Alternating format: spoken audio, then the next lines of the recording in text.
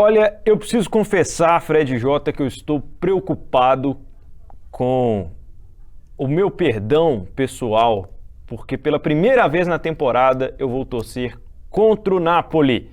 Tudo bem, Fred? É o Rotas da Bola começando. Tudo bem, Pedro. Eu vou torcer para o Napoli. Se a questão é essa, mas você vai fazer isso com uma dor no coração, hein? Vou fazer isso com uma dor enorme no coração. Eu sou o Pedro Abílio, narrador e apresentador aqui do time do Tempo Esportes. Estou ao lado do Fred Jota, nosso editor do Tempo Esportes. Este é o episódio 73 do podcast Rotas da Bola. Estamos também em vídeo no YouTube de O Tempo. Vamos falar sobre o sorteio que definiu o caminho para as quartas de final e também para as semifinais da Liga dos Campeões da Europa, além das outras competições europeias. E já que vamos falar sobre competições continentais, vamos passar aqui também sobre novidades da FIFA em relação ao Mundial de Clubes. E ligado a isso também, a FIFA anunciou novidades com relação à Copa do Mundo para 2026. Mas, Fred Jota, vamos destacar aqui, quartas de final da Liga dos Campeões.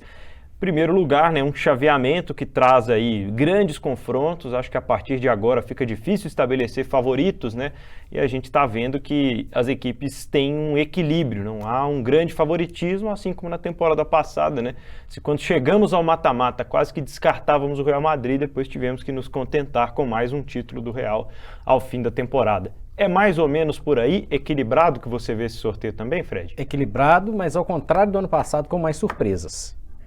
Por que tem surpresas? Tem 3 italianos, Pedro. Verdade. 3 italianos, um fato que a gente já tinha esquecido a última vez que aconteceu. O campeonato italiano, a gente falou algumas vezes, inclusive no Rotas, Pedro? De um crescimento do jogo na Itália. Sim. Com a Atalanta indo bem, o próprio Napoli, o ressurgimento de Inter e Milan, porque teve um período de um tédio completo com Juventus e um futebol que não era agradável de ver. Essa é a grande realidade. Então, para mim, de cara essa surpresa já com Milan, Inter e, para mim, o ótimo Napoli. Nós vamos debater esse Napoli. Tem o Benfica. E, na minha avaliação, com possibilidade de ser semifinalista. O Benfica é uma surpresa. Sem dúvida.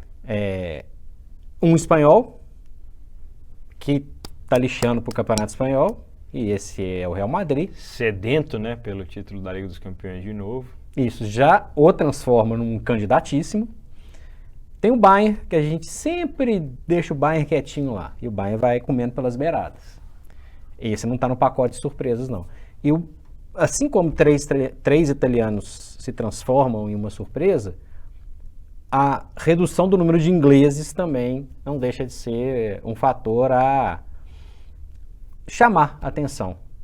O Tottenham derrapou, você me venceu nessa, porque eu postei no Tottenham contra o Milan e deu o Milan.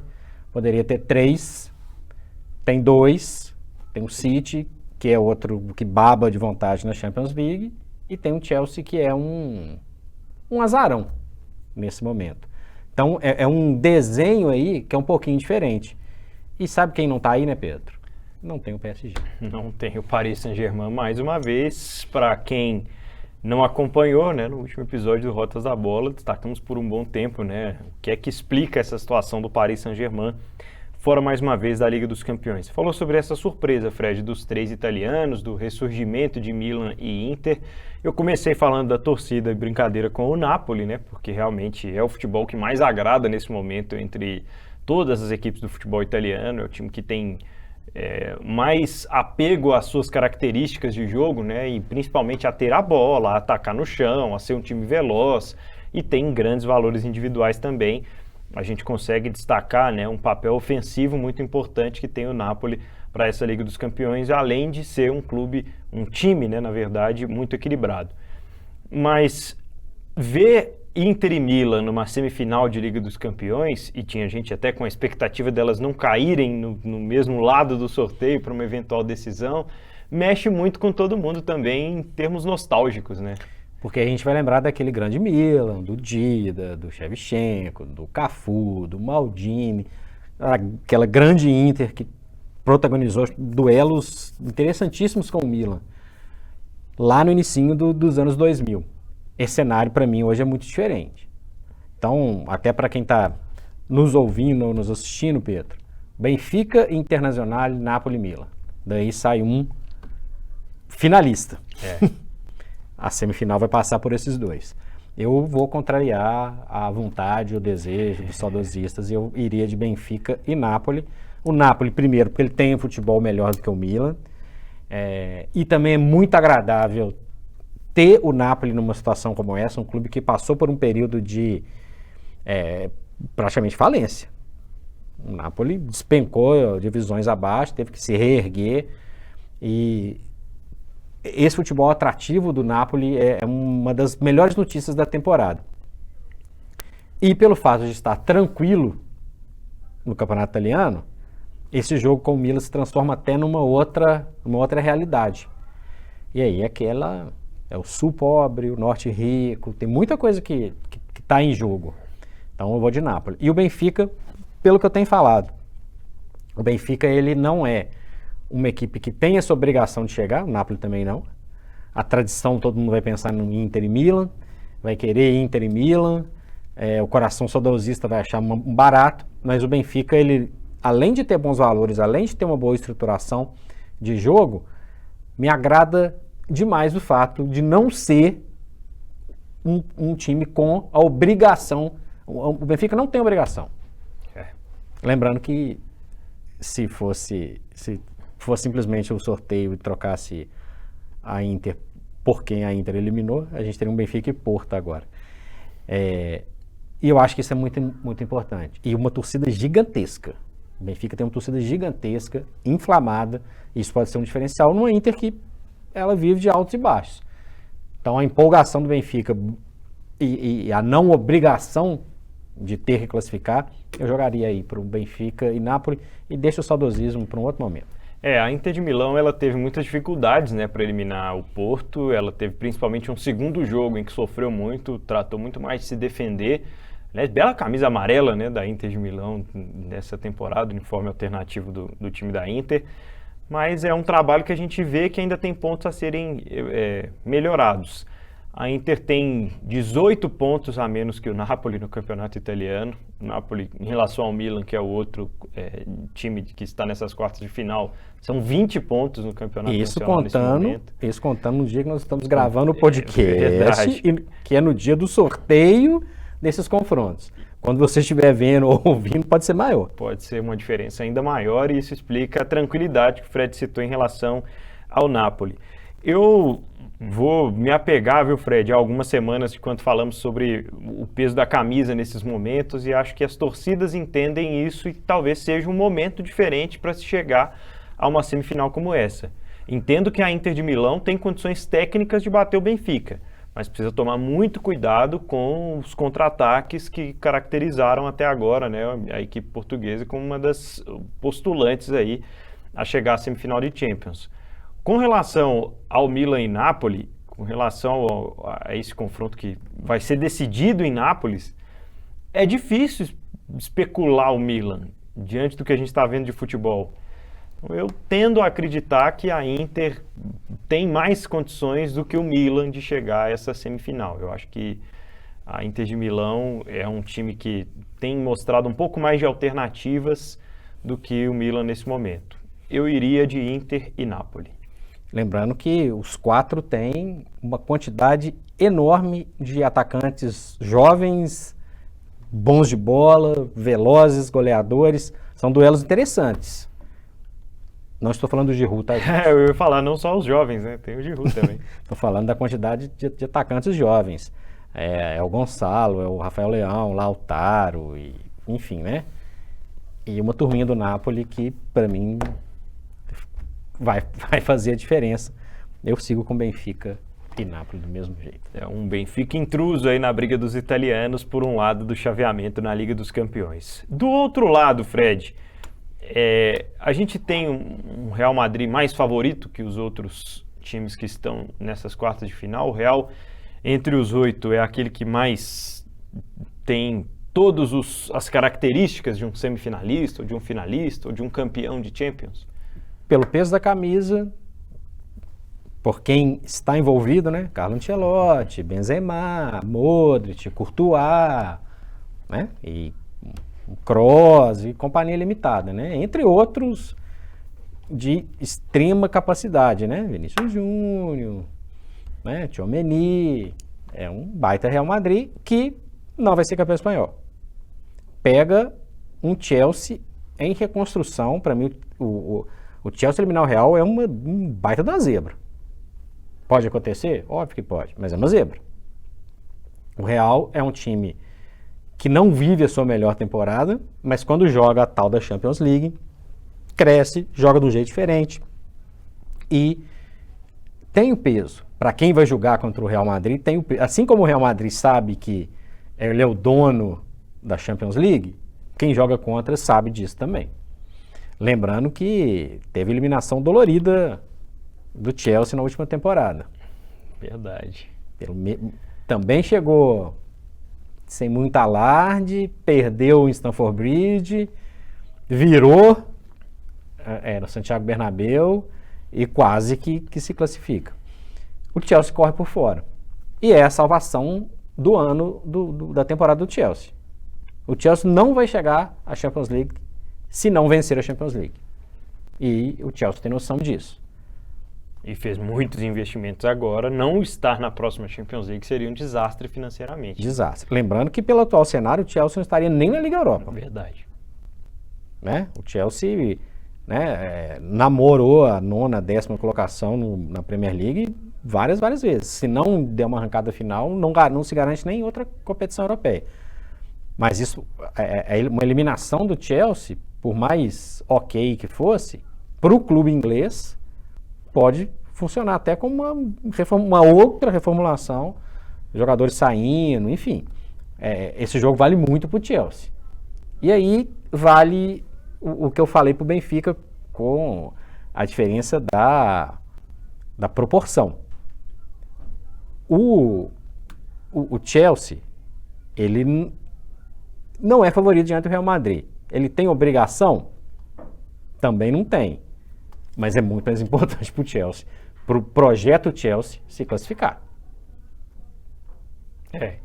Acho que em termos do peso do projeto, do investimento, e porque o Chelsea já está pensando numa próxima temporada, né? O Real Madrid está concluindo agora uma reforma estratosférica no Bernabéu, tem muitos jogadores jovens, está se despedindo de uma geração que está ao longo das temporadas, né? Entra ano, sai ano, o Real acaba perdendo alguma peça daquele último Real Galáctico que a gente viu ser campeão da Champions League até de forma consecutiva. Mas essa reformulação, a possibilidade da saída do Ancelotti para a CBF, acho que isso tudo indica que o Real Madrid ainda está muito ligado, né, a esse fim de ciclo. Ainda não sabemos o que vai ser o Real Madrid na próxima temporada. E ficar fora da Champions League por não conquistar o título da Champions League é uma realidade que está muito distante do Real Madrid nesse momento. Não tem concorrente no Campeonato Espanhol da segunda posição para cima. Dessa turma aqui, o Real, eu falei do Benfica, vai jogar a Champions League no ano que vem. É uma relação diferente. É esportiva, obviamente é grana e tal. O Real vai jogar a Champions League de novo, vai jogar todo ano. O Chelsea corre o risco de não jogar. É um abismo entre uma realidade e outra. Né?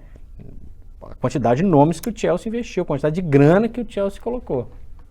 É verdade. Né? Podemos ter uma quebra de paradigmas aí, numa eliminação do Chelsea nas quartas de final. Vou de Real Madrid, mas sabendo que o Chelsea pode investir tudo nesses dois jogos. E decide Stamford Bridge, né? Tem o segundo jogo na Inglaterra para tentar repetir o feito, né? Conseguiu resistir nas oitavas de final através do clima criado no seu estádio. Lembrando, não custa esquecer que em 2012 o Chelsea foi aos trancos e barrancos, em nenhum momento dava uma certeza que iria se classificar e foi campeão do mundo, campeão da Champions League. Do mundo não foi, não. Não foi. Foi campeão do mundo depois. Em 2021 era um time mais estável, o time foi campeão. Mas 2012 tem muitas coincidências em relação a essa temporada. Troca de técnico, um time desarrumado, algumas estrelas, gente mais antigo, não tão histórico quanto aquele time do Peter Cech, Lampard, Terry, Drogba e outras pessoas. Mas é uma zebra que convém tomar cuidado. Fred, no outro confronto das quartas de final da Liga dos Campeões, eu tenho a sensação de que os dois melhores elencos do futebol europeu vão se enfrentar. As duas equipes que mais têm opções técnicas de grandes jogadores, são times equilibrados, né? Algumas chegadas na defesa do Manchester City que acabaram mudando o patamar defensivo, mas ainda assim uma equipe que oscilou ao longo da temporada, né? Tanto é que parece mesmo que vai perder o título do campeonato inglês.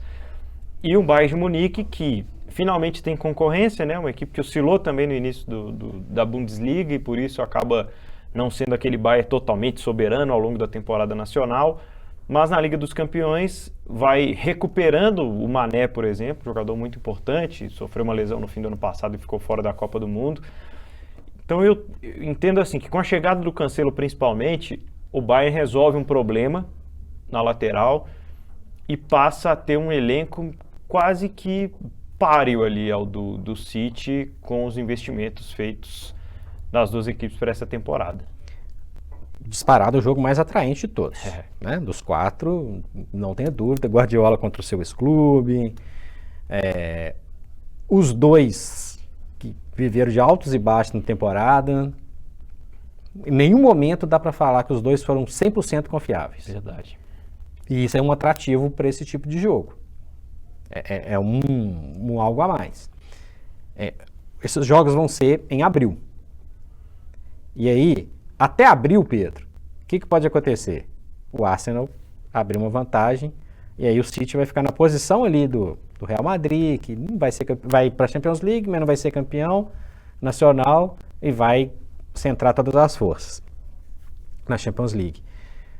O City, ele também passa por um processo de transição. Não é tão tumultuado quanto o do Chelsea, mas é um processo de transição. Provavelmente vários jogadores que a gente está vendo no momento não vão estar na temporada seguinte. Ponto. E tem a sede. Tem a sede. Não que o Bayern não tenha essa sede. O City tem a sede do primeiro título.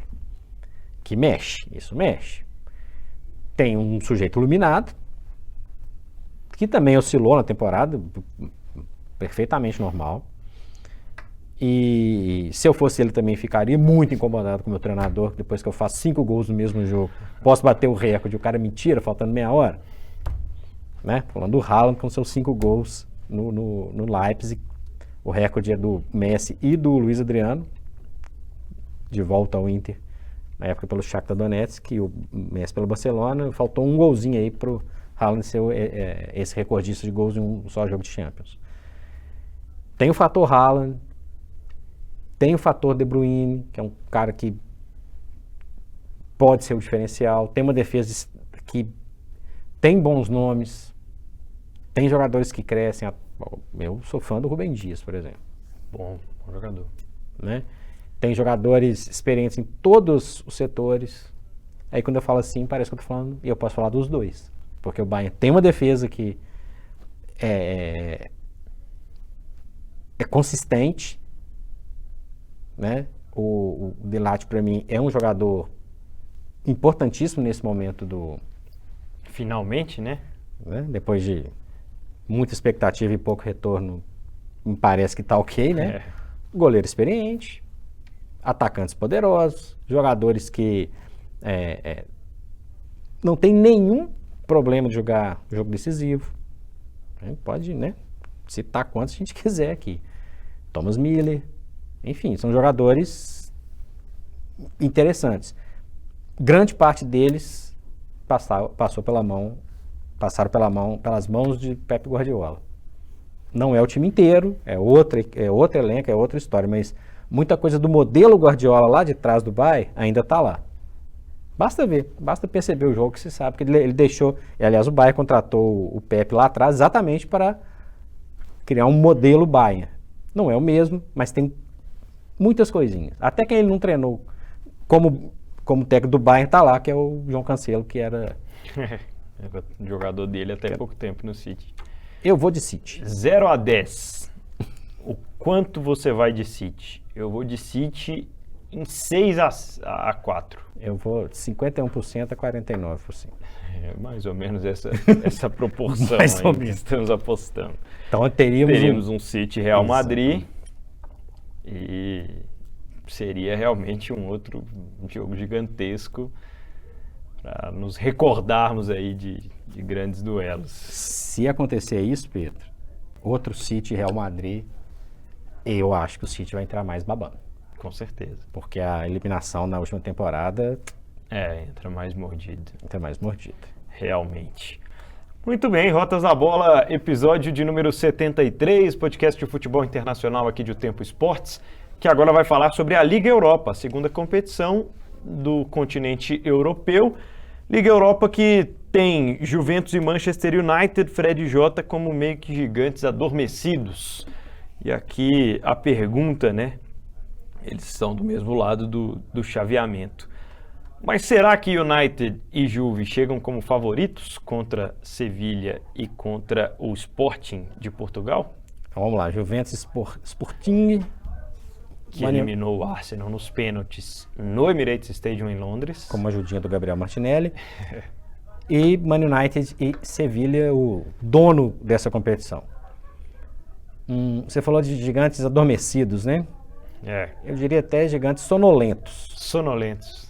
Sonolentos. Uma boa definição. Será que a gente quer ganhar?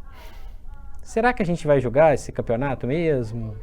Nós vamos colocar a força máxima? O Manchester United já está encaminhando a sua classificação para a Champions League via Premier League. Sim. Mais um motivo. A Juventus não. A Juventus não. Pelo contrário, vive um drama financeiro em que pode ter ainda problemas nos bastidores em relação a isso, né? Eles têm uma capacidade maior de solucionar alguns jogos quando estão afim, quando não estão adormecidos.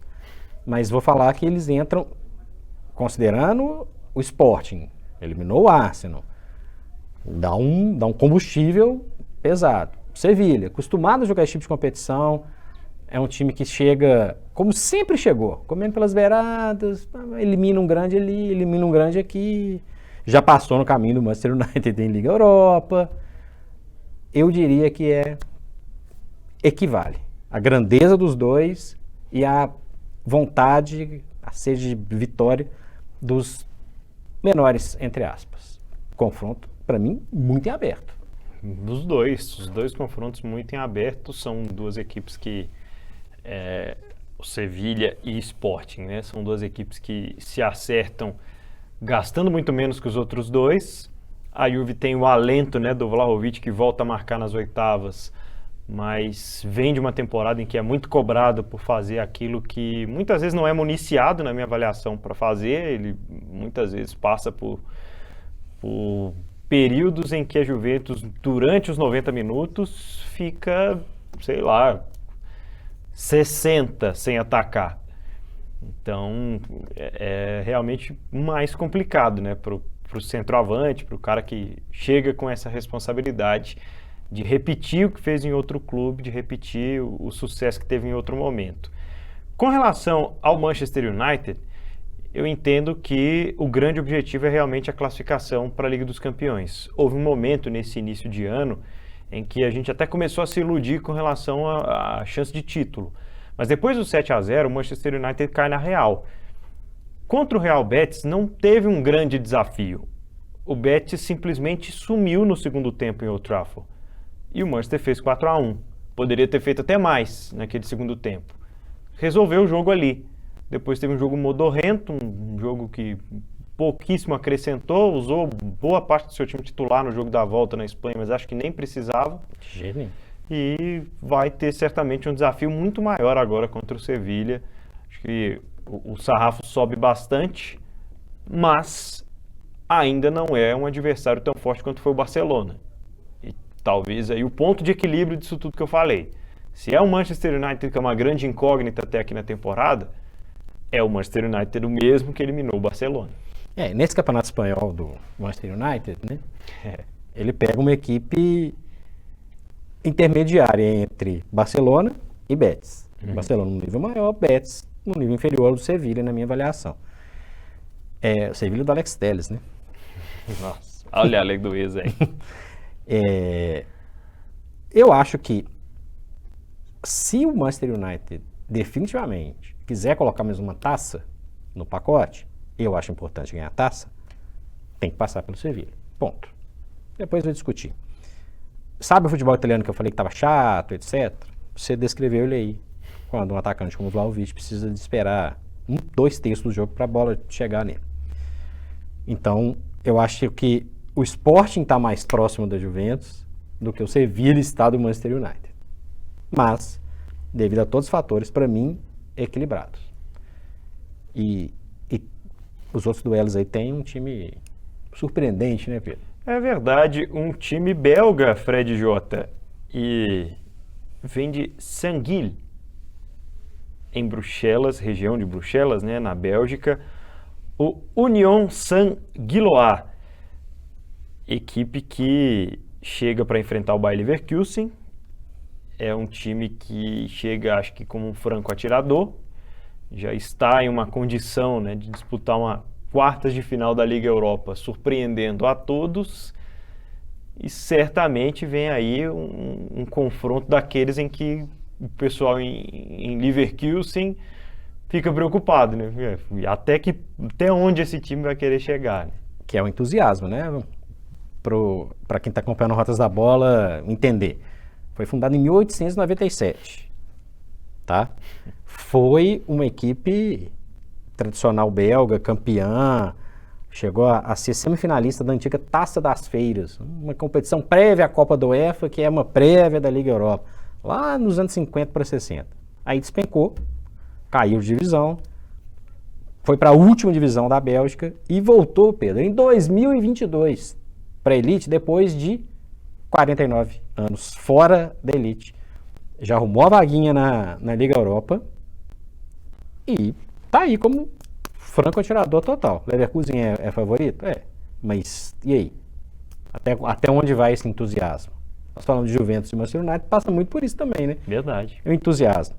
Lembrando que a torcida tem ações interessantes contra o fascismo e que já ouviu falar do Tony Bloom? Já ouvi falar. Pois é. Ele é um cara que injetou uma graninha lá no Brighton e ele também tem uma grana nesse time belga que é a grande surpresa, talvez, de todas essas situações de mata-mata. Lembrando que o vencedor de Leverkusen e Saint-Gilloise, é difícil falar, hein? Pega o vencedor de Feyenoord e Roma, que aí tem um pouco mais de tradição, e José Mourinho. Se eu perguntasse para o Tony Bloom quem ele achava que fosse chegar nas quartas de final da Liga Europa primeiro, no investimento, qual dos times dele, entre Brighton e Union Saint-Gilloise, certamente ele ia apostar no inglês. Mas temos o fator dificuldade, que é muito maior de se chegar. Não tenha dúvida. Uma competição internacional nesse momento, né? Em termos do que gasta em um e o que deve gastar em outro. E em termos também do momento agora, do que ele recebeu do Brighton, que vendeu vários jogadores se destacaram e encheu o bucho aí. O Brighton a gente pode estar em breve falando do Brighton nessas competições, hein? É verdade. Fred, Feyenoord e Roma. Que goleada do Feyenoord sobre o Shakhtar na volta, hein? 7-1. O futebol ucraniano é uma incógnita, né, Pedro? Sim, verdade. E acho que passa muito por isso. Sem desmerecer, obviamente, a performance do Feyenoord, que é um clube tradicional, o primeiro clube da Holanda a ser campeão da Copa dos Campeões, da atual Champions League. Torcida frenética. É muito interessante a gente ver que o futebol holandês não respira em algumas situações de clube ainda. Vai pegar um time chato. Tem treinador, Roma? Tem um sujeito sentado lá, cada dia mais murrinho, cada dia mais encrenqueiro, às vezes eu acho muito ultrapassado, às vezes eu acho que ele faz o caminho certinho como tem que ser feito, que é o José Mourinho, que gosta dessas competições. Aliás, o único troféu continental do Manchester United pós Alex Ferguson, quem deu foi o José Mourinho, essa mesma competição. Se a gente for analisar esse bolinho desses 4 que vão, sim, né, vão sair aí, vai sair uma semifinal, para mim, apesar de longe de jogar bonito, a Roma é favorita para chegar até a final. Quando a gente fala que a Roma é favorita, é capaz de ela sair, joga logo, dar uma romada e sair logo de cá. Feyenoord e Leverkusen, aliás, Roma e Leverkusen, naturalmente, equipes favoritas nesse outro lado da chave nas quartas da Liga Europa. Na Conference, Fred, e aqui é bom a gente fazer esse parêntese, né? Só Inglaterra e Itália têm representantes nas quartas de final das 3 competições continentais. Lech Poznan e Fiorentina, Basel e Nice, Gent e West Ham, Anderlecht e AZ Alkmaar. Só a Bélgica, né? Com 2 representantes. Está distribuída completamente aí a Conference. Curioso, 3 se a gente for contar na surpresinha que a gente acabou de falar, né? Europa, né? Interessante a reconstrução do futebol italiano, né? Então, tem 3 na Champions League, 2 Juventus e Roma, mais a Fiorentina. São 6 representantes italianos. Que bom. Que bom, verdade. Que bom. Há um tempo já não... Que bom. É legal. E temos um campeão continental entre eles aí, que é a Roma, né? Que ganhou a primeira Conference na última temporada. Exatamente. Muito interessante isso, essa reconstrução. Mais até do que a Premier League tão badalada, né? 2 na Champions League, o Manchester United 3 e o West Ham 4 lutando para não cair na Premier League. Iria, para ser curto e grosso, Fiorentina e Nice, West Ham e Anderlecht. Te acompanho aí, Fred Jota, nesses resultados, e estamos com uma grande expectativa em relação ao West Ham, né? Tentando se consolidar, né? Um novo West Ham, um novo estádio há algum tempo, uma equipe de investimentos diferentes também. Seria interessante vê-lo como campeão dessa competição. Vamos falar sobre as definições mundiais que tivemos na semana, Fred Jota, ouvintes e espectadores aqui do Rotas da Bola. Nessa semana a FIFA anunciou uma série de mudanças em relação à Copa do Mundo e também ao Campeonato Mundial de Clubes. Primeiro falando sobre a Copa do Mundo, Fred. Mudanças já a partir de 2026, quando vamos ter várias sedes, vários grupos, mais seleções. São 3 sedes, Estados Unidos, México e Canadá. Acho um exagero. E até longe, né? Dimensão dos países. 48 seleções, 12 grupos de 4. Melhor, porque a gente já falou durante essa semana na Rádio Super, né? Tinha a possibilidade de serem grupos de 3. Menos mal. Serão 104 jogos na Copa. 104 são, né, um acréscimo considerável. Eram 64, né, até a última Copa. Classificam, obviamente, os 2 primeiros de cada grupo, até aí ok, e vão se classificar aí os melhores terceiros colocados, Pedro. Eu não acho legal. E aí vai começar a Copa do Mundo a partir daí, né? Depois da fase de grupos. Exatamente. 32 seleções. Vai ter jogo que não vai valer, não vai ter atrativo, vai ter muito mais seleção com baixo nível. Pedro, são 7 sul-americanos, 7. Não precisa fazer eliminatória, né? Que já não tinham muita razão antes, né? Turno, retorno, 18 rodadas e tal. Dos 10 classificam 7. A Bolívia e mais 2 infelizes aí vão ficar de fora. Quando a Bolívia não for. Futebol africano, acho que era importantíssimo ter uma representatividade maior. Até aí, beleza. Óbvio que tem a questão do futebol europeu, claro, a Itália ficou de fora das últimas 2 Copas, a Suécia não jogou a Copa, e mais um ou outro, vamos considerar que seja um pouco relevante que poderia ficar de fora, mas também é exagero. Não foi pra Copa porque não conseguiu passar da eliminatória, gente. Sabe? Que é 1000 vezes mais difícil do que a Sul-Americana, beleza, mas não, acho que não. E posso ser um pouco pessimista? Eu sou um cara hiper otimista, mas nem em relação a isso, eu acho que é um salto para em breve a gente ter 64 seleções. Porque aí a divisão fica certinha, não precisa de contar com os X melhores terceiros. Mesmo assim, há muita gente se classificando, né? Não precisa ter eliminatória. Não precisa ter eliminatória, faz um ranking, sei lá. Enfim, acho que banaliza um pouco a ideia de Copa do Mundo. E aí, os torneios de eliminatórias realmente já são bastante maçantes, né? E às vezes a gente percebe que com a chegada de novas competições continentais, né, com a Nations League principalmente, ela perde completamente. A Europa tem a Nations League, eliminatória da Eurocopa, A própria Eurocopa, eliminatória para a Copa. não precisa. Alguma coisa não tá errada E aí. calendário cheio. E calendário calendário cheio. apertado. Sempre Né? que chegam as datas FIFA, um Deus nos acuda para os clubes. Vários países com 3 competições, né? Copa da Liga e o campeonato, né? Sei lá. Tá? Não tô gostando muito, não.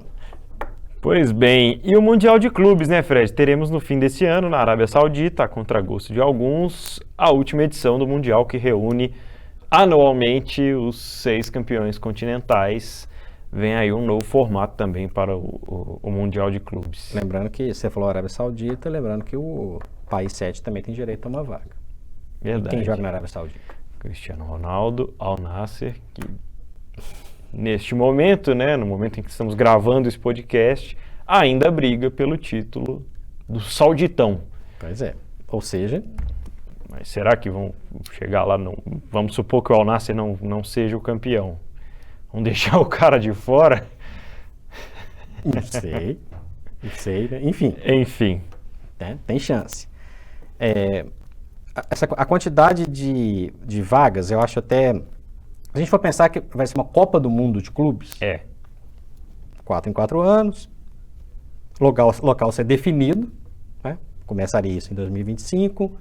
Algumas pré-definições parece que já foram batidas o martelo, né, Pedro?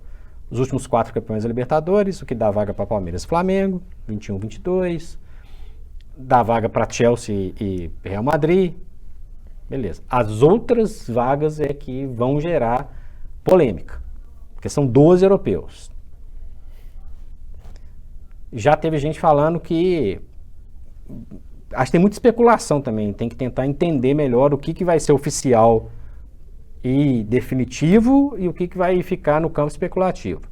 Vai poder ter só mesmo 2 países, 2 clubes por país?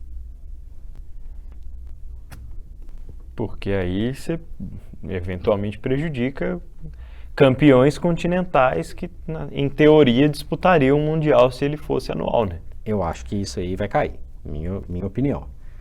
Isso falando de Europa. Se fizer isso na América do Sul, não tem jeito, porque a tendência é que 2023, 2024, mais 2 brasileiros vençam a Libertadores pelo cenário que a gente está vendo. Eu acho, Pedro, mais interessante, inclusive pensando do lado dos clubes, um Mundial a cada 4 anos, com 3 jogos garantidos, uma exposição de marca legal. Beleza. É muito mais difícil para o sul-americano.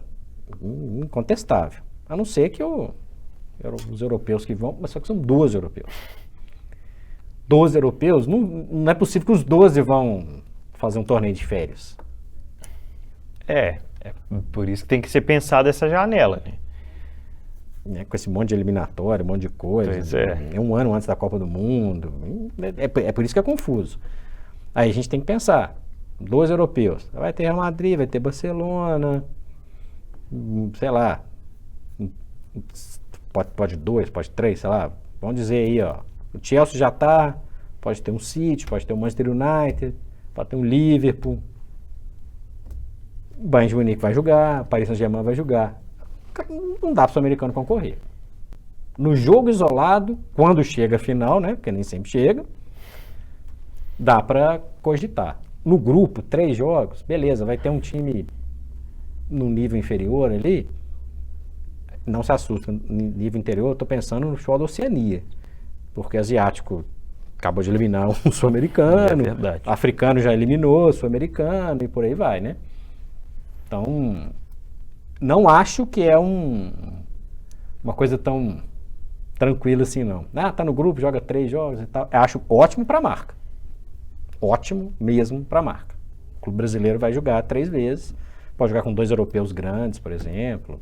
Isso é muito legal, porque não está conseguindo jogar, né? Não está conseguindo chegar. É uma possibilidade legal, desde que consiga ser bem planejado esse pré. As datas, não ter esse acúmulo de situações, sabe, Pedro? Concordo com você nesse aspecto. Observar, né, as próximas movimentações, então, os últimos detalhes que ainda tem para ser definidos desse novo campeonato mundial dos clubes que vai acontecer de 4 em 4 anos, e esperamos, né, que a gente tenha, quem sabe, maior exposição e maior investimento atraído aqui para o futebol brasileiro. Acho que a gente vai conseguir fazer frente, afinal de contas, é o dinheiro que move o futebol, e a nossa moeda em relação à da Europa é muito desvalorizada. A nossa América do Sul, né? A nossa na América do Sul como um todo. E olha que a gente está falando do Brasil, que tem uma situação um pouco mais, ou um pouco menos desconfortável em relação aos demais, mas é um abismo que existe entre um futebol e o outro. É isso, né, Fred Jota? Me despeço de você nesta edição 73 aqui do Rotas da Bola. Em breve com mais novidades por aqui, né, Pedro? Em breve com mais novidades. O pessoal pode sugerir alguns temas também, né, nas redes sociais, e participar sempre através lá do nosso portal, otempo.com.br. Nós estamos no seu agregador de podcast preferido e também em vídeo no youtube.com/otempo. Faça a sua inscrição aí no canal de O Tempo e acompanhe todas as informações do time de O Tempo Esportes. Abraço, Fred. Abraço.